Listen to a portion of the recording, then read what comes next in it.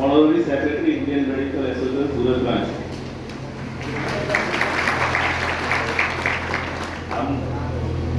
Government medical college civil હોસ્પિટલનો student, MBBS, MD બધું મેં ત્યાંથી જ કર્યું છે. આજે આપણા જે ઘણા લીડર્સ છે એ હું પણ BSc કાઢીને JDAના પ્રેસિડેન્ટ તરીકે નથી રહ્યો છું, એટલે મારા વખતમાં બી સ્ટ્રાઇકો બહુ જ થઈ છે. આ લીડર્સોને હું એટલું કહેવા માંગુ છું અત્યારે કે લીડર્સનું કામ છે ને ઉર્જા જાળવી રાખવાનું છે. આજે કેટલા છે મારા હિસાબે 300 જેવા હશે સ્ટુડન્ટ્સ. આ એક સ્ટ્રાઇક 1 દિવસ હશે, 2 દિવસ હશે, 3, 4, મેં મારા વખતમાં 15 દિવસ સુધી સ્ટ્રાઇક કરાવી રાખી. હવે લીડર્સનું કામ ઉર્જા ભરી રાખવાનું છે સ્ટુડન્ટ્સમાં. આપણા જે ફ્રેન્ડ્સ હોય એમાં તો કાલે આ 300 માંથી 200, 100, 50 તો અત્યારે બધા લીડર્સોને આહવાન કરું છું કે આ ઉર્જા ચાલુ રહે.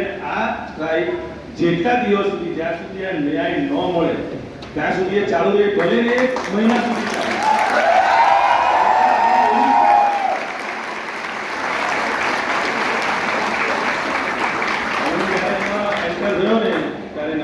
જિંદાબાદના નારા રાખતા હતા.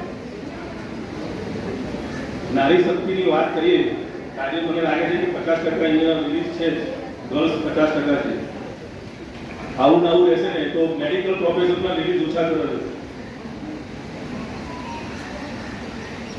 મને સવારે મારા મિત્રે એવું કે મેડિકલ પ્રોફેશનમાં જ આટલા બધા ઇન્સિડન્ટ્સ કેમ બને, કોઈ કે વિચારે નથી. આપણું આ નોબલ પ્રોફેશન છે તો પણ આવું થાય. કેમ થાય?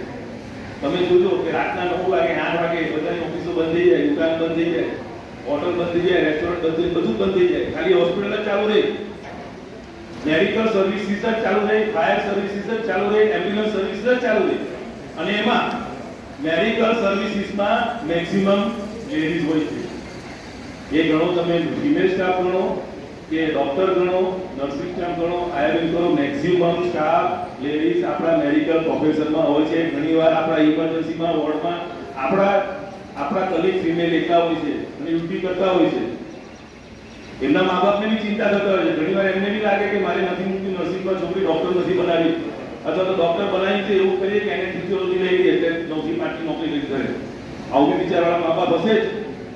કેમ? કારણ કે રાત્રે ઇમરજન્સીમાં દીકરીને એકલી ડ્યુટી કરવી પડે છે. અને આવા ઇન્સિડન્ટ્સો ટીવી પર જોયા પછી એનું મન વધારે વિચલિત થઈ જાય છે. તો આ મન વિચલિત નહીં થાય અને આપણા નોબલ પ્રોફેશનમાં આવા વારંવાર હુમલા ન થાય. કારણ કે આવનારો પેશન્ટને આપણને ખબર નથી કે પેશન્ટ કેવા પ્રકારનો છે. આપણને લાગે કે દર્દી છે, દર્દીના નામમાં એવાન પણ આવે છે, એટલે જ આ બધા ઇન્સિડન્ટ્સો બને છે. અને એના માટે આપણે કાયદો સ્ટ્રિંગન 2012 થી આપણો જે ટોટવાળો સાહેબને કીધું 2012 થી ચાલે છે કાયદો.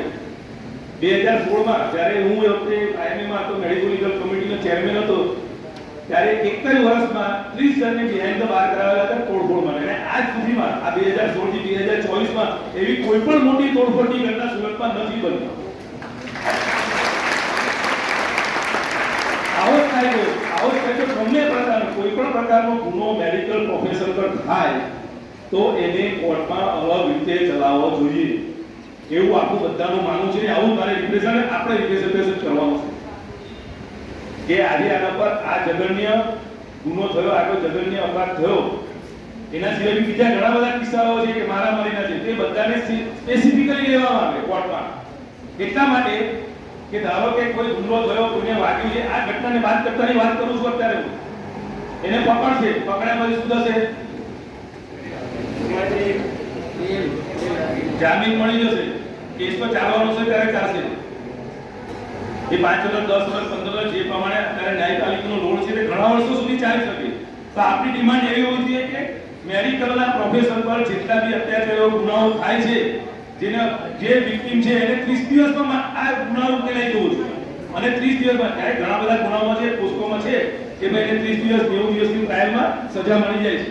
તો આપણા પ્રોફેશનમાં બી આ થવું જોઈએ. કારણ કે આપણો પ્રોફેશન સ્પેશિયલ પ્રોફેશન છે અને આપણા પ્રોફેશનમાં ફિમેલને 24/7 કામ કરવું પડે છે, એટલે સ્પેશિયલ કહેવાય. અને સ્પેશિયલ એના માટે લો કાયદો લાવવો જોઈએ કે કોઈ પણ ગુનામાં આ કોર્ટની ટ્રાયલ 30 દિવસ, 90 દિવસ કે સ્ટિપ્યુલેટેડ ટાઈમમાં પૂરી થઈ જવી જોઈએ બિફોર એને જામીન મળે. જામીન મળતા પહેલા તેનો ગુનો સજા થઈ ગઈ છે એ જામીનથી બહાર નીકળે જ નહીં. એ જામીનથી બહાર નીકળીને પછી બીજા રસ્તાઓ છે ને. એટલે આપણે આ પ્રકારના લોસ લાવો. આ ઘણા આજે એક દિવસ નથી, આજે 2 દિવસ 3 દિવસ પછી આ ન્યાય મળી જશે આપણા મેડિકલ પ્રોફેશનની ડિગ્રીને, પછી આ સોમેટ આવી જશે. પણ આ લાંબી લડત લડવાની છે કે આવા ઇન્સિડન્ટો વારંવાર ન થાય. અને આ જ પ્રકારના જેટલા આજે છે ને કાલે ડબલ હોવો જોઈએ લીડર. તો જ તમને હું કહીશ કે તમારામાં ઉર્જા છે. કાલે આપણે રેલી બી કાઢીશું. આજે સુરત શહેરની જનતાને બતાવીશું એવું નથી યુનિટી છે જ આપણામાં. આપણે યુનિટીને રાઈટ ડાયરેક્શનમાં વાપરવાની. યુનાઇટેડ છીએ.